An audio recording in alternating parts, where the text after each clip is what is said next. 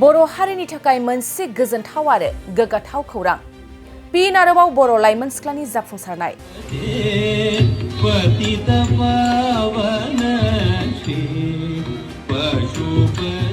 सासे बर' लाइमोन सिख्लाया बर' हारिनि थाखाय मोनसे गोजोनथाव एबा गोग्गाथाव खौरां लानानै फैदों।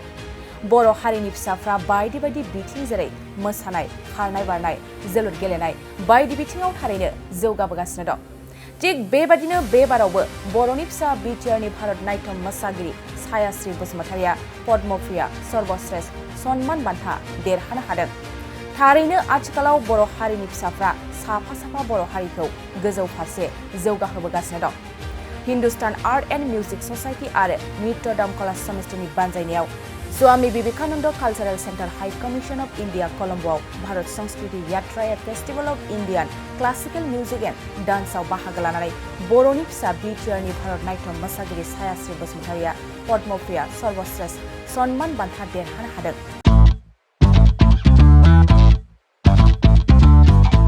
गोजोनथाव खौरां, नोंथाङा नोंथांनि गला एबा अफिस फसंथानफोरखौ जोंख्लाब माख्लाब साजायनो गोसो गैया नामा?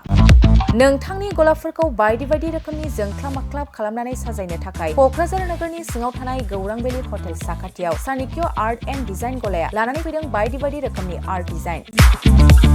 क'क्राझार नोगोरनि सिङाव थानाय गौरां भेलि हटेल साखाथियाव सानिक्य आर्ट एन्ड डिजाइन गलाया नोंथांमोननि थाखाय लानानै फैदों नोंथांनि गलाखौ जोंख्लाब माख्लाब खालामनो गोबां रोखोमनि आर्ट डिजाइन।